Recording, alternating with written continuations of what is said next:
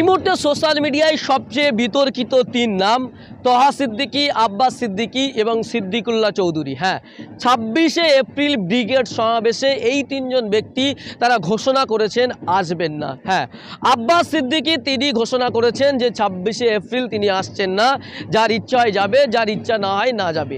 আর এদিকে সিদ্দিকুল্লাহ চৌধুরী তিনি ঘোষণা করেছেন যে 26শে এপ্রিল আমি যাচ্ছি না এবং ব্রিগেড সমাবেশে জমিয়াতের কেউ পতাকা নিয়ে যাবেন না, যারা নিয়ে যাবেন তাদের বিরুদ্ধে কিন্তু আইনি ব্যবস্থা নেওয়া হবে। ওদিকে তহা সিদ্দিকীও ঘোষণা করেছেন তিনি আসছেন না।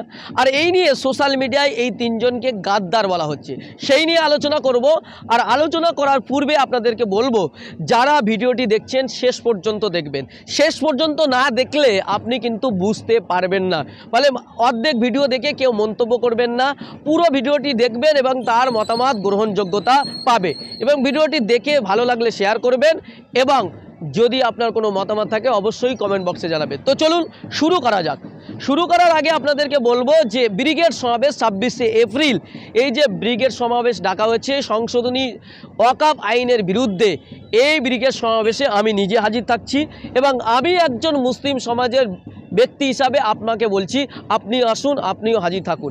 এবং ভারতবর্ষের আমি একজন নাগরিক হিসাবে আমি বলছি এই সংবিধান বিরোধী আইনের বিরুদ্ধে এই সমাবেশে আপনি পারলে হাজির থাকুন এবং মানুষকে বলুন। এবার চলুন শুরু করা যাক আব্বাস সিদ্দিকী, তহা সিদ্দিকী এবং সিদ্দিকুল্লাহ চৌধুরীর বক্তব্য নিয়ে। আব্বাস সিদ্দিকী ক্লিয়ার করে বলেছেন তিনি 26শে এপ্রিল সমাবেশে উপস্থিত হবেন না, তবে কাউকে তিনি যেতে নিষেধ করলেন না এবং বললেন যে আপনাদের ভালো লাগলে যাবেন, ইচ্ছা হলে যাবেন, না হলে না যাবেন। কিন্তু তিনি নিজে আসবেন না। কেন আসবেন না? তার কাছে কি আমন্ত্রণপত্র পৌঁছায়নি, না তাকে আমন্ত্রণ করা হয়নি? ইতিমধ্যেই আমরা যেটা জানতে পারছি যে আব্বাস সিদ্দিকীর কাছে মুসলিম পার্সোনাল ল বোর্ডের বেশ কয়েকজন গিয়েছিলেন, বিশেষ করে কামরুজ্জামান ভাই গিয়েছিলেন এবং তাকে আমন্ত্রণ করেছেন, তার কোনো বিষয় নিয়ে আলোচনা করেছেন। তারপরেও কেন আব্বাস সিদ্দিকী আসছেন না? আপনারা জানেন যে আইএসএফের পক্ষ থেকে 14ই এপ্রিল একটি সমাবেশের ডাক দেওয়া হয়েছিল, একটি মিছিলের ডাক দেওয়া হয়েছিল শিয়ালদা থেকে। সেটা শুরু করে আপনার হচ্ছে কি বি.আর. আম্বেদকরের মূর্তির পাশে, কিন্তু পুলিশ পারমিশন দিইনি।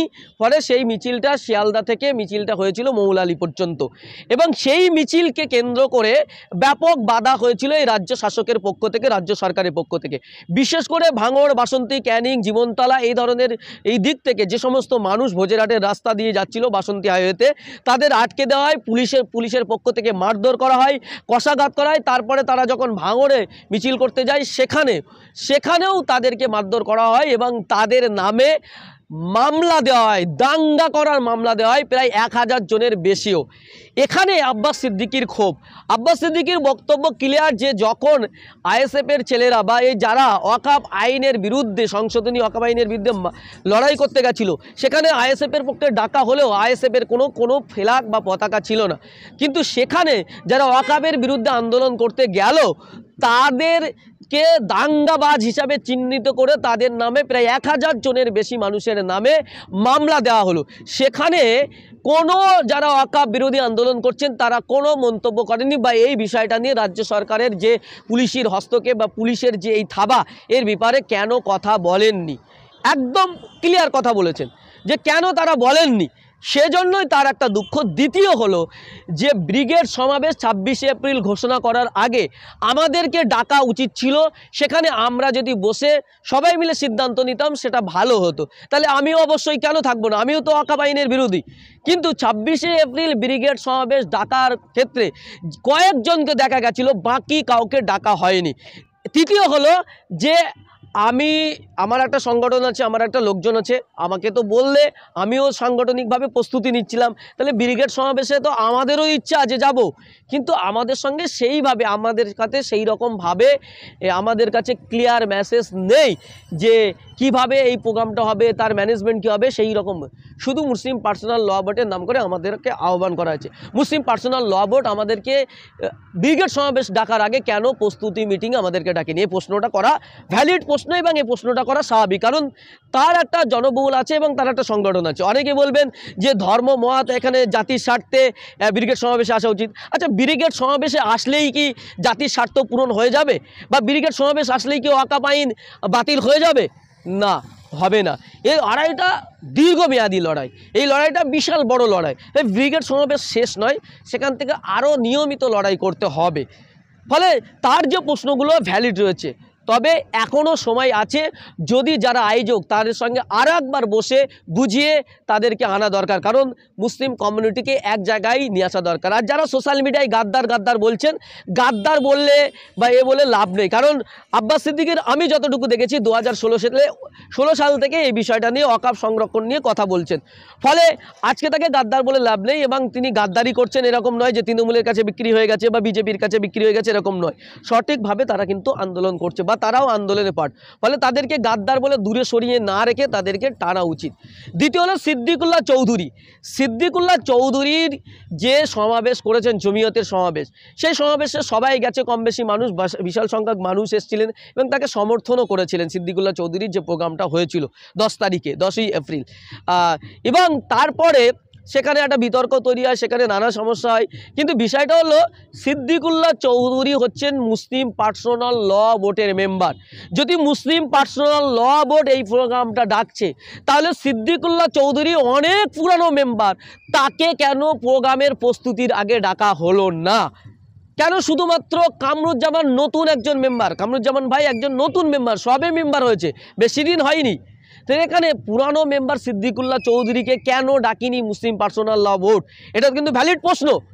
সে পুরনো মেম্বার এবং দীর্ঘদিনের মেম্বার, তাকে ডাকা উচিত ছিল। সে তৃণমূলের শাসক দলের সঙ্গে আছে, তার অনেক ভুল আছে, তার অনেক ঘরে গাদ্দারি করেছে, সব সমালোচনা সম্ভব, সব ঠিক। কিন্তু সিদ্দিকুল্লাহ চৌধুরী পার্সোনাল ল বোর্ডের মেম্বার, তাকে কেন ডাকা হলো না?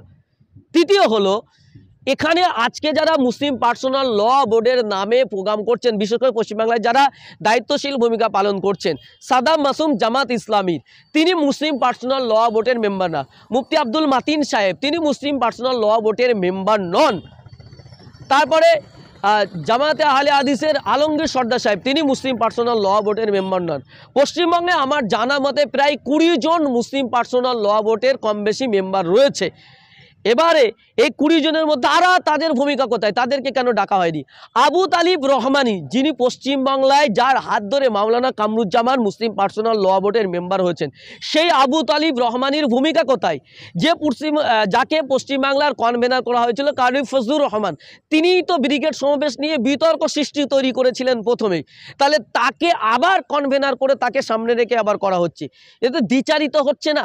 এই প্রশ্নগুলো কিন্তু সিদ্দিকুল্লাহ চৌধুরী সাহেব করছেন, আর এই প্রশ্নগুলো কিন্তু ভ্যালিড। তবে এখনও সময় আছে সিদ্দিকুল্লাহ চৌধুরীর কাছে মুসলিম পার্সোনাল ল বোর্ডের কেন্দ্রিত্ব নেতৃত্ব এবং রাজ্যে যারা পরিচালনা করছেন তাদের সঙ্গে বসে, যে যা আবার হয়ে গেছে, আমরা ভুল করেছি, কিন্তু আমাদের জাতির স্বার্থে এক জায়গায় হতে হবে, এটা বলে মিশিয়ে নেওয়া দরকার।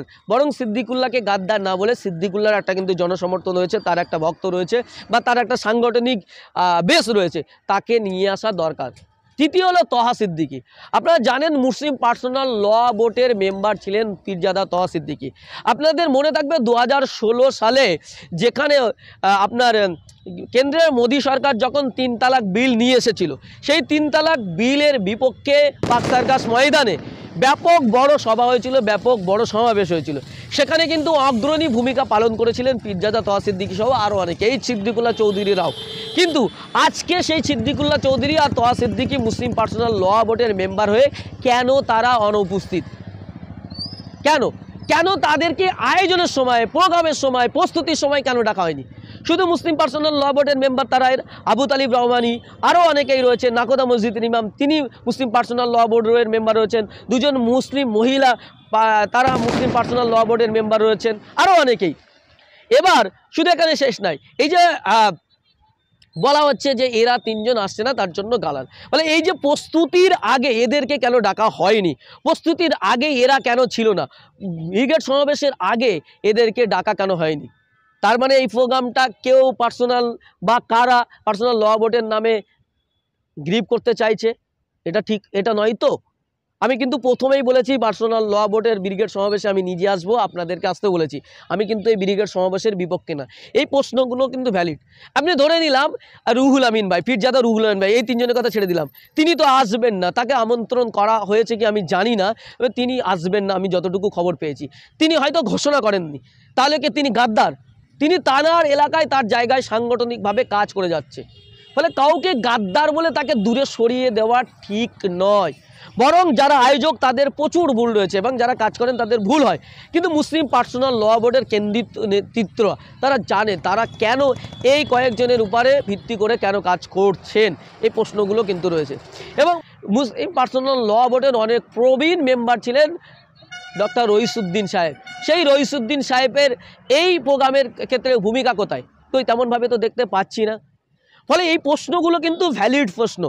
এবার গেল নওশাদ সিদ্দিকীর কথা। হ্যাঁ, এখানে প্রশ্ন উঠেছিল বা আওয়াজ উঠেছিল যে নওশাদ সিদ্দিকী বা আব্বাস সিদ্দিকীর দুই ভাইয়ের মধ্যে কোনো একজনকে মুসলিম পার্সোনাল ল বোর্ডের মেম্বার করা হোক। অনেকে বলেছে নওশাদ সিদ্দিকীকে মুসলিম পার্সোনাল ল বোর্ডের মেম্বার করা হোক, এবং সেখানে অনেকেই প্রশ্ন তোলে কেন হবে, তিনি তো একজন রাজনৈতিক লোক, তিনি তো একটা রাজনৈতিক দলের নেতা।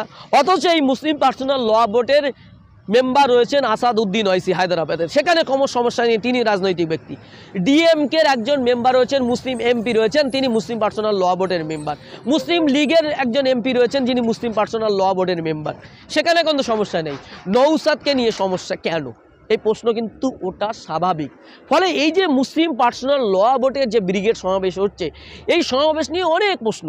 এবং এই যে বেলা 12টার সময় যে সমাবেশটা ডাকা হয়েছে, এই যে এখন প্রখর রৌদ্র, এই প্রখর রৌদ্রে বেলা 12টার সময় প্রোগ্রাম রাখে, এই মাঠে কি মানুষ থাকতে পারবে? তার জন্য ছাউনির কোনো ব্যবস্থা হয়েছে? সেটাও কিন্তু নিশ্চিত নয়। আর একটা সবচেয়ে গুরুত্বপূর্ণ বিষয় হচ্ছে ব্রিগেড মাঠের পারমিশনের জন্য সেনার পক্ষ থেকে পারমিশন থাকলেও, মাঠের পারমিশন থাকলেও গভর্নমেন্টের পক্ষ থেকে কোনো পারমিশন নেই। কারণ গভর্নমেন্ট এনওসি না দিলে ব্রিগেড প্যারেড গ্রাউন্ডে কোনো সভা করতে পারবে না। ফলে এখনও রাজ্য সরকারের পুলিশ প্রশাসনের পক্ষ থেকে কোনো এনওসি পাওয়া যায়নি, আমি যতটুকু জানি কোনো এনওসি পাওয়া যায়নি।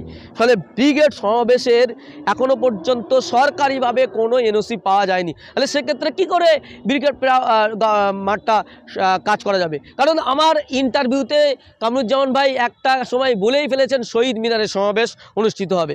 যদিও সেই ভিডিওটা ছাড়লে বিতর্ক হবে বলে আমি সেই ভিডিওটা কাট করে আমি সেই ভিডিওটা ছাড়িনি। আমার কাছ থেকে ক্লিয়ার, এখানে মুসলিম পার্সোনাল ল বোর্ডের মেম্বার কামরুজ্জামান ভাইয়ের মতো প্রায় 18-20 জন রয়েছে, কম বেশি, আমি একজ্যাক্ট সংখ্যাটা বলতে পারছি না, কিন্তু কম বেশি 20 জনের মতো আছে।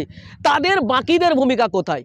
এখানে মুসলিম পার্সোনাল ল বোর্ডের আমরা দুজনকে দেখতে পাচ্ছি, কামরুজ্জামান ভাই আর কারি ফজলুর রহমানকে সামনে রাখা হয়েছে, যিনি বিতর্ক তৈরি করেছিলেন।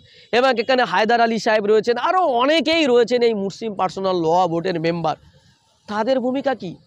তাদেরকে বাদ দিয়ে কেন মুসলিম পার্সোনাল ল বোর্ডের মেম্বার হচ্ছে? এবং যারা এর আগে কিন্তু আপনাদের মনে থাকবে কামরুজ্জামান ভাই, মাতিন সাহেবরা একটা ব্রিগেড সমাবেশের জন্য পাড়ায় পাড়ায় মিছিল করেছেন এবং সেটা হয়েও ছিল, প্রোগ্রাম প্রচার হয়েছিল, কিন্তু ব্রিগেড সমাবেশ শেষ পর্যন্ত হয়নি। এবং পরে কিন্তু প্রশ্ন উঠেছিল যে ব্রিগেড সমাবেশের জন্য এত কালেকশন করা হলো, এত টাকাগুলো, সেই টাকাগুলো গেল কোথায়? তার হিসেব কিন্তু কেউ পায়নি, বা এই প্রশ্নটা কিন্তু ওটা স্বাভাবিক ছিল। ফলে আগামী দিনে এই প্রশ্নটা উঠবে না সেটাও কিন্তু প্রশ্নের মুখে রয়েছে। ফলে ব্রিগেড সমাবেশ নিয়ে প্রস্তুতি এবং ব্রিগেড সমাবেশের প্রস্তুতির যে গলদ, সেই গলদ কিন্তু অস্বীকার করতে পারবে না। ফলে যার জন্য এই মুসলিম সমাজ বিভ্রান্ত হয়েছে। ফলে এখনও সময় আছে, যারা যারা না বলছেন তাদের কাছে যান। আমরা যারা মিডিয়াতে কাজ করি আমাদেরকে নিয়ে যান, যে এদের কাছে ইনভাইট করতে এসেছিলাম, যে সব যা হওয়ার হয়ে গেছে, এখন তো প্রোগ্রাম করে নিয়ে ফেলেছি, আপনারা আসুন। তাদেরকে হাতে পায়ে ধরে হলেও আনা উচিত। তাহলে আমরা আমাদের বার্তা দিতে পারবো, মুসলিম সমাজ এক, যারা আছেন মুসলিম সমাজ এক, এই বার্তাটা দেওয়া যাবে। ফলে এই বার্তাটা যদি দিতে চান তাহলে তাদেরকে নিয়ে আসা বাধ্যতামূলক। রুহুল আমিন সাহেব, এদিকে আব্বাস সিদ্দিকী, এদিকে নওশাদ, তহা সিদ্দিকী, এদিকে সিদ্দিকুল্লাহ চৌধুরী, আরও যারা ছোটোখাটো সংগঠন রয়েছে, সবাইকে নিয়ে এই সমাবেশটা সফল করা দরকার। যতজন রয়েছে কাউকে বাদ না দিয়ে যাদের আসে, তাদের যারা না আসতে চায় তাদেরকে প্রেশার ক্রিয়েট করে তাদের এক মঞ্চে হাজির করা দরকার। ফলে এখনও সময় রয়েছে, যারা আয়োজক তাদের উদ্যোগ নিতে হবে, তাদেরকে এগিয়ে আসতে হবে। এবং ভিডিওটি যদি সত্যিই আপনার ভালো লেগে থাকে ব্যাপক শেয়ার করুন, মানুষের কাছে পৌঁছে দিন। এবং আমি সঠিক কথাটা তুলে ধরার জন্যই এখানে এসেছি।